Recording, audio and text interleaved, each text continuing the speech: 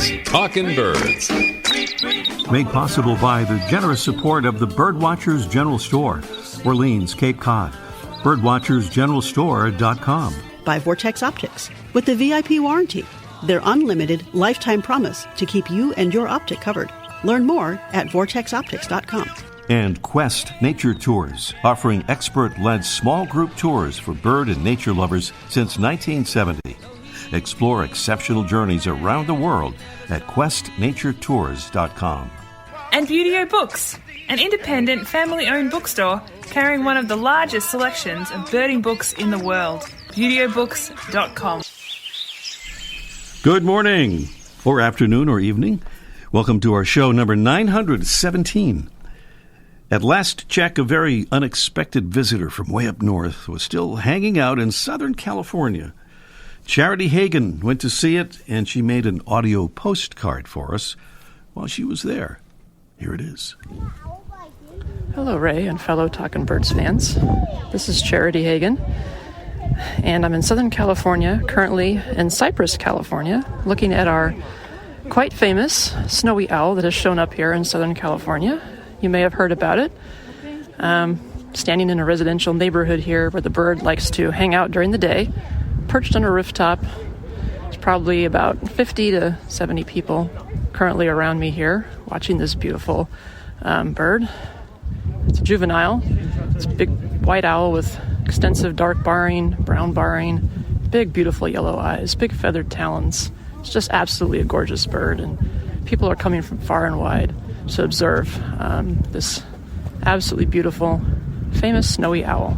So I thought you would like to hear about our wonderful sighting here in Southern California. Thank you, Charity. That is quite an eruption, or quite a flight for that one snowy owl. Meanwhile, back up north again, there's another owl in the news. Thanks to Andre Dubry for forwarding us a Radio Canada story reporting that 4 cross-country ski trails in Kamloops, British Columbia, had to be closed temporarily after an owl attacked several skiers. The Overlander Ski Club says it closed access to the Little Joe slope for the whole day on Friday, and the 3 other trails were closed in the evening due to what it described as a very aggressive eagle owl. Now, as far as we know, there aren't any eagle owls in Canada. Maybe we'll check with our British Columbia correspondent, Trevor Fletcher, to confirm that. And the bird apparently is a great horned owl. The ski club says on its Facebook page that the owl is probably defending its nest, and it's best to avoid the area at night for the next few weeks and ski in groups rather than alone. Extra, extra, read all about it. Meanwhile, some of the stories and videos we have for you on our TalkinBirds.com website and Facebook page. National Audubon has a new Climate Watch program. It's an exciting citizen science project worth knowing about, and we will connect you to it. The Cornell Lab has a cool new citizen science program, too. It's called Celebrate Urban Birds, and we have a link to that. Also, we'll connect you to the details of the new America's Flyways initiative, which is aimed at addressing the urgent crises of biodiversity loss and climate change. And our friend Rajesh Mohan has created a spellbinding super slow-motion video featuring a black-crowned night heron making some moves that only slow-motion video can illuminate. It is a genuine must-see. It really is. All those stories and videos and more can be found right now on our TalkinBirds.com website, and most are on our Facebook page as well. What we're hearing there, as you may have guessed, is our mystery bird, and we're asking you to guess what it is or to tell us when we do the contest a little bit later on in the show, but here are some clues as to this bird's identity. It's a large black and white raptor, up to 2 feet in length with a 4-foot wingspan. Its wings are thin and pointed. Its tail is long and forked. It feeds by capturing flying insects or plucking insects and lizards from the treetops. This graceful flyer, which often wanders through the northern tier of states, breeds from Georgia south to Florida and the Gulf states, and winters or occurs year-round in Central and South America. That's the bird we're looking for. We'll do the contest in just a little bit, and we'll be urging you to call as soon as you can when we start the actual contest. Just a reminder that something we started a few weeks ago and continuing into the first week of February, every Mystery Bird Contest winner will be entered into a drawing for a beautiful prize from our friends at Vortex Optics. An 8x42 Vortex Viper binocular, or pair of binoculars if you like, will show some love to the randomly chosen winner on our closest to Valentine's Day show on February 12th.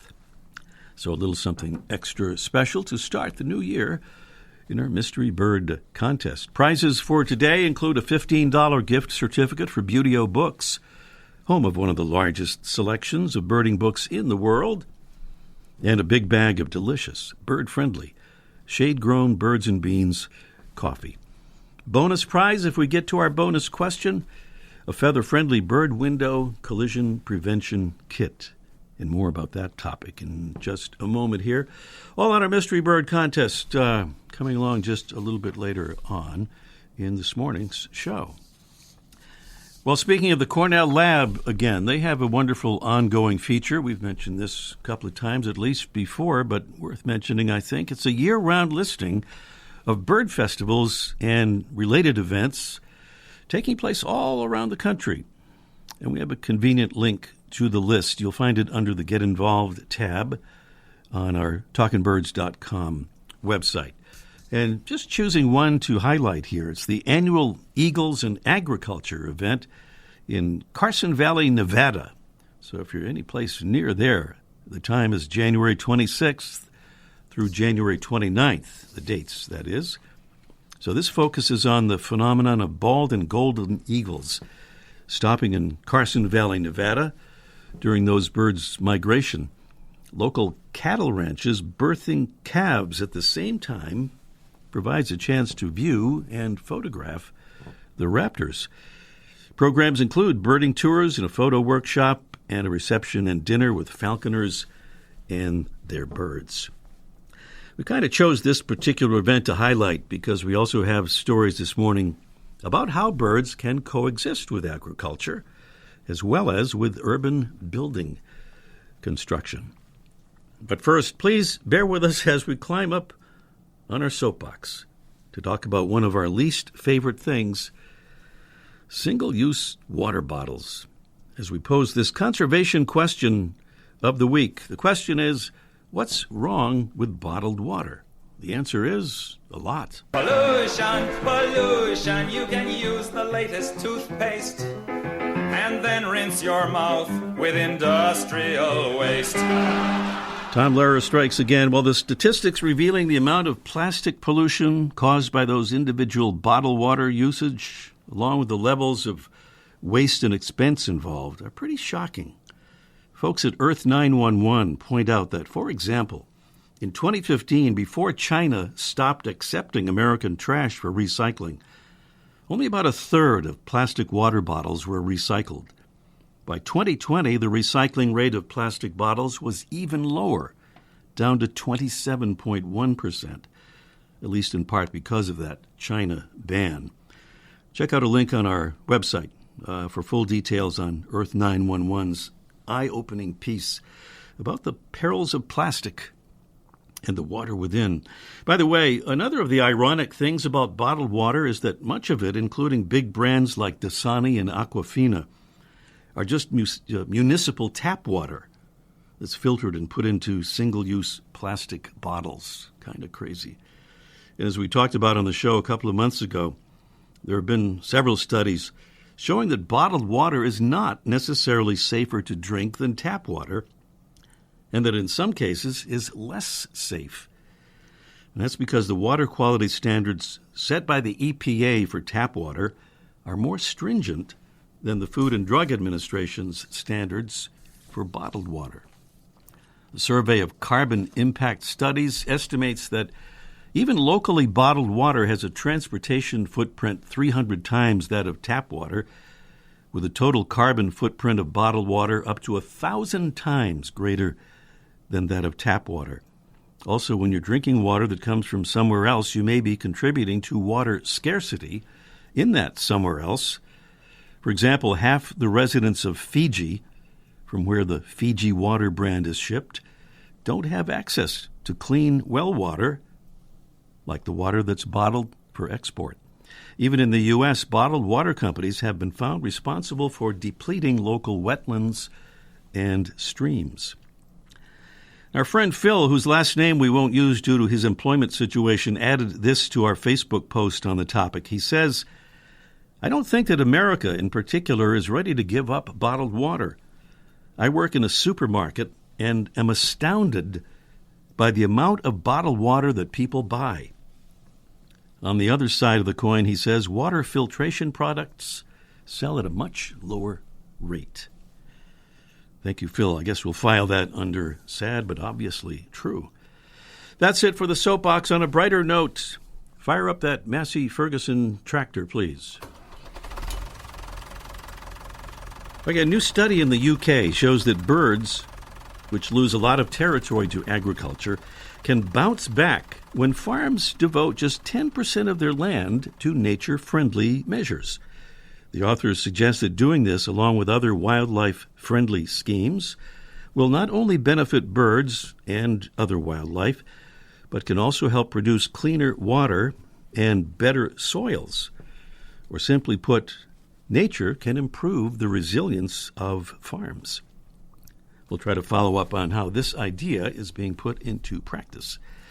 And then there's this from our friend and bird window crash expert Jim Cuby, who was on the show with us last March. Jim has just completed a research project that offers some potential good news for birds.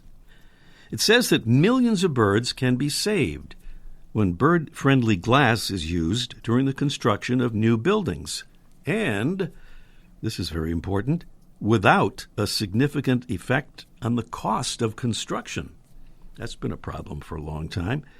For example, the study says bird-safe glass can be installed in a new $8 million office building for about $30,000, or 0.4% of the total cost of the building, while helping to reduce the number of birds, those hundreds of millions, that die every year from hitting commercial building windows.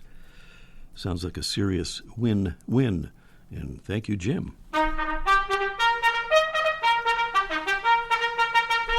And we'd like to thank a couple of more new Talking Birds ambassadors helping us get the word out about birds and conservation. And thank you to Lisa Kuchara from Hamden, Connecticut, home to intriguing-sounding places like Sleeping Giant State Park. Thank you so much, Lisa. And thanks to an old friend of ours, Kyle Orphan from Gloucester, Massachusetts, who's become a Talking Birds ambassador and who also signed up as a proud plurter, pledging to pick up litter while birding. Thank you, Kyle. Talking Birds listeners, we hereby issue a humble request that you consider becoming a Talking Birds ambassador, as Kyle and Lisa and hundreds of other Talking Birds listeners have done. And it really is easy to do. Just hand out at your convenience some of those little Talking Birds info cards that we'll send to you. That's about it. And signing up is really easy, too. Just go to talkingbirds.com, click the Get Involved tab up at the top of the home page, and look for Become an Ambassador. Easy peasy. Still to come today, Mike O'Connor will join us for a Let's Ask Mike live segment, live from Lakeside in North Carolina today. And up next, one of North America's finest fish finders is our featured feathered friend. Presented by Birdwatching Magazine. For more than a quarter century, Birdwatching has been America's premier magazine about wild birds and birding. Today's featured feathered friend segment starts with a hello and thank you to Jules Gaspar, who listens to Talkin' Birds in Greensboro, North Carolina. Jules sent us a lovely poem that she composed, and she wondered if we knew which bird species her poem describes. Here's what she wrote. Gray as a ghost, with red at its throat, this bird wails and cries, pitiful shouts for help. Did it stab its own throat with its dagger bill? Once they predicted the weather. Flying inland meant sunshine, but flying out meant rain, except we all know better now. Within its asylum, the bird wails, wishing to break free of its destiny. Down it dives, up to 90 feet, but when it comes up, it remains within. This blood-throated diver is the smallest of its kind, crying and wailing, a one-of-a-kind bird. Thank you for that, Jules. And I think we figured it out. It's this crying and wailing bird.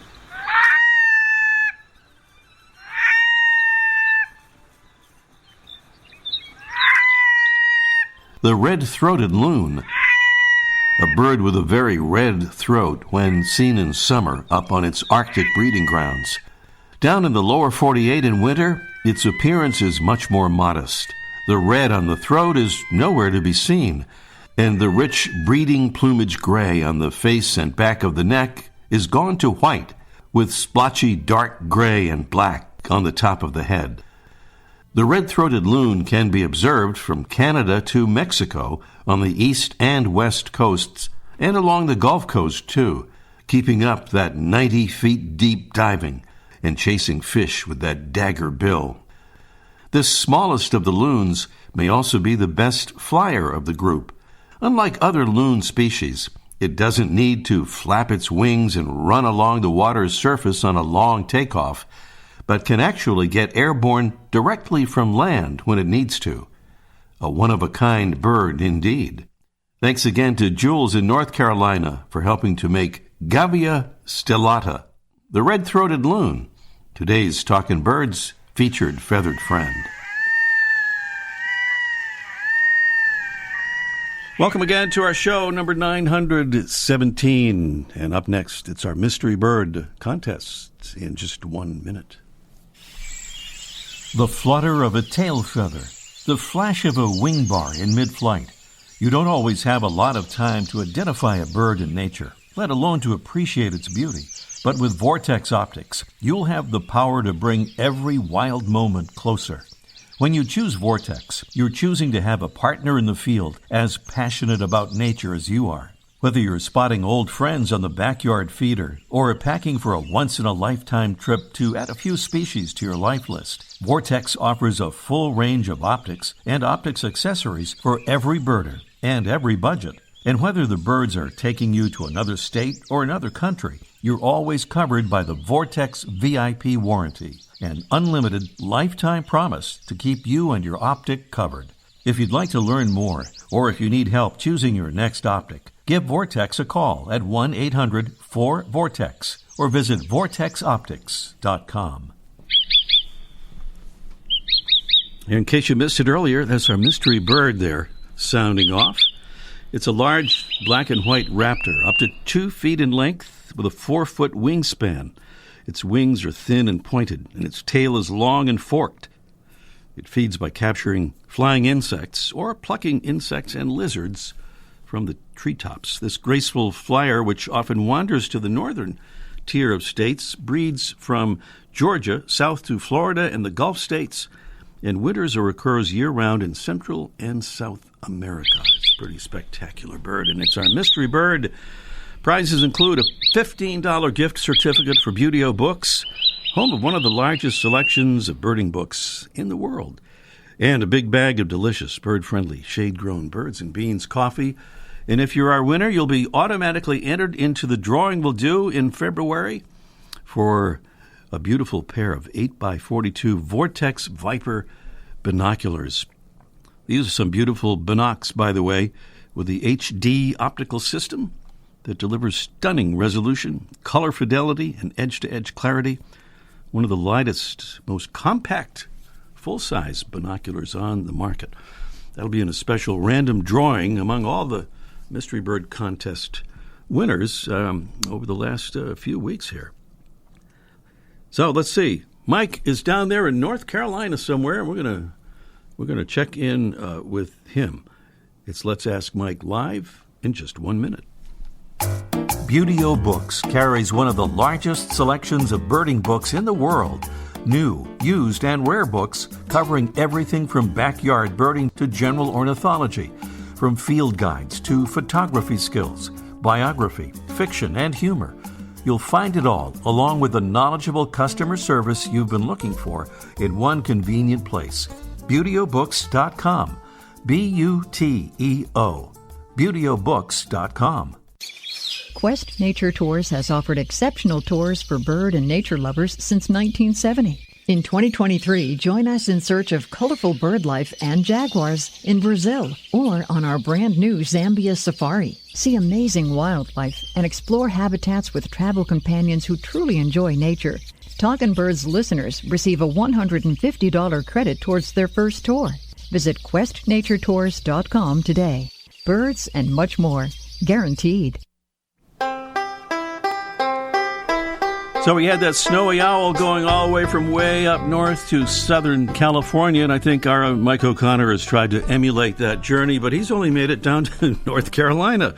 But that's where he is, and I believe he's at a place called Carolina Beach Lake by a state park down there. Let's see if all that is true. Good morning, Mike. Yeah, it's snowy owl habitat, though. I'll tell you that right now. Excuse me. It's pretty cold here down in the balmy south. Yeah. So some part of the lake is actually frozen. But yeah, we've been. I'm down visiting my daughter who lives down here. So of course I snuck out to do some birding earlier this morning, and I found this little.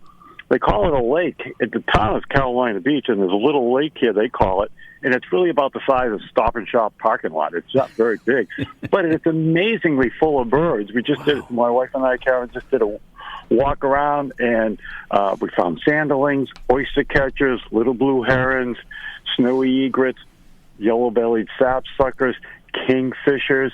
The list is pretty good, and we're back in the car right away because it's cold. But it's a lot of birds come down south. You know, you hear the story snowbirds. A lot of birds spend the time in the south because it usually does a nice up for them. So it's a good place to go birding. So if you're one of those people that try to avoid the cold northern weather and take a trip, bring your binoculars because most bodies of water and most of the parks will have birds, and it's pretty easy birding. This is not the jungle. There's people walking dogs, and there's a little kayaking going on. It's small, and it's right in the center of condos and houses, but the birds need the water, and they come here. And just to see oyster catchers, and this kind, usually on the Cape I have to walk the beach a long ways to find oyster catchers, and they're right here next to the gazebo. It's a pretty cool place, Ray. Yeah. The whole area, it eventually drive down to an area called Fort Fisher, and that's a really good birding place. I've seen like between 200 and 300 black skimmers the last time I was here, just on the beach. So it's a good birding spot. But I wanted to point out, because it is kind of an urban setting. A lot of people want to feed the ducks like a lot of people do, but we've cautioned that before, and we even. My wife saw a mallard with what they call angel wing, which from is eating kind of the bread, right? wings.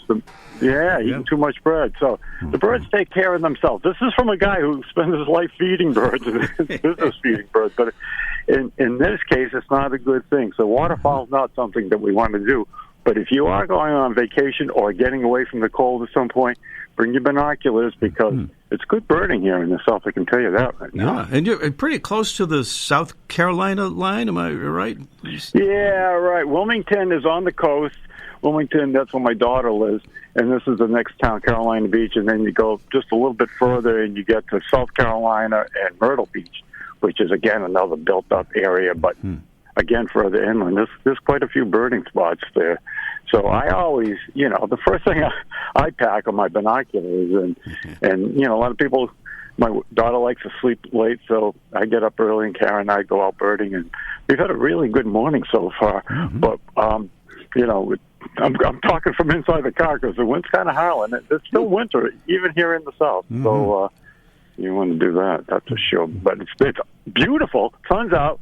And we've got some good pictures what do we get? Little blue heron, and there goes a white ibis just flew over, and it is, and it's just not a really particular birdie setting. You can see, people walking out here, and there's condos and traffic, but the birds find it. So put this on your map. And just up the street is Carolina Beach State Park, and that's great for red-headed woodpeckers and those adorable brown-headed nuthatches. I know you love those brown-headed nuthatches. That squeaky little sound there.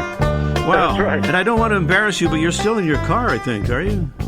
Yeah. I'm not as tough as David Clapp. I go inside to talk. He'd be under attack by several raptors by now if he was down there, I think. All right. Thank you, Mike. Have fun. Okay, talk to you next week. Yeah, bye-bye. Mike O'Connor down there in Carolina Beach, or near Carolina Beach Lake State Park, North Carolina. Meanwhile, we're back here at the Mystery Bird contest thing here, trying to identify this here bird. The number is 781-837-4900. That's 781-837-4900. We have Larry in Scituate, Massachusetts, on the line with us. Good morning, Larry. Good morning. Good morning. What do you think, Larry, on the old mystery bird there? It's a northern harrier. Wow, you are so confident. I wish you were also right about that. Oh. But no, it's not a northern harrier. It's not even really related to that either. But really? Can I get a second guess? We normally don't allow a second guess, but should we do? Jesse's giving a nod. He's going to say yes. Go ahead. It's a bald eagle. A bald eagle. It's not that either. Not that either. For any consolation, that's not any closer, really, to the correct answer. Okay. Thank you, Larry. All right. All right. You heard some guesses there for our mystery bird. We haven't quite nailed it yet. Saskia is on the line. Good morning, Saskia. Good morning, Good morning. Ray. Good morning. Have I pronounced your name correctly? Yes, you did. Okay, good. In that case, I hope you, well, not just because of that, but I hope you get the correct answer. What do you think the mystery bird is? I think it's the swallow-tailed kite. Exactly. Nice job. And beautifully presented. Yes. The swallow-tailed kite, a really gorgeous, graceful, spectacular bird.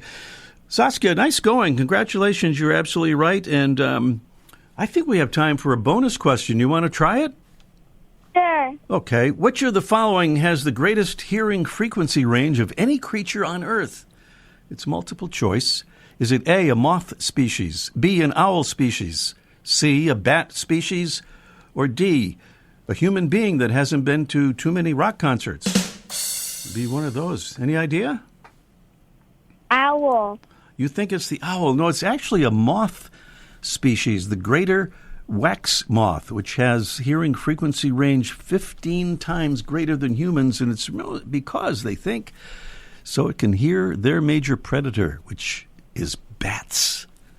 Wow. But you win that beautiful prize, two of them, as a matter of fact, Saskia, so stay on the line and we'll make arrangements. Thank you. All right. Saskia, in Marshfield, Massachusetts, correctly identifying our mystery bird. That was the swallow-tailed kite. Next week, when two similar bird species like Cooper's hawks and sharp-shinned hawks, for example, are both after similar prey, how do they divide their efforts and avoid conflicts? The Cornell Lab of Ornithology's Elliot Miller will be with us next week to offer some insight into this question based on his new research. Thanks to our amazing Talking Birds team, Debbie Bleacher, Freya McGregor, and our producing engineer, Jesse Wilkins. I'm Ray Brown. See you next week. The Bird Show. I like that. I love that. Ray Brown's Talking Birds. Made possible by the generous support of the Birdwatchers General Store, Orleans, Cape Cod. Birdwatchersgeneralstore.com. By Vortex Optics. With the VIP warranty. Their unlimited lifetime promise to keep you and your optic covered. Learn more at vortexoptics.com. And Quest Nature Tours, offering expert-led small group tours for bird and nature lovers since 1970. Explore exceptional journeys around the world at questnaturetours.com. And Buteo Books, an independent family-owned bookstore carrying one of the largest selections of birding books in the world. ButeoBooks.com.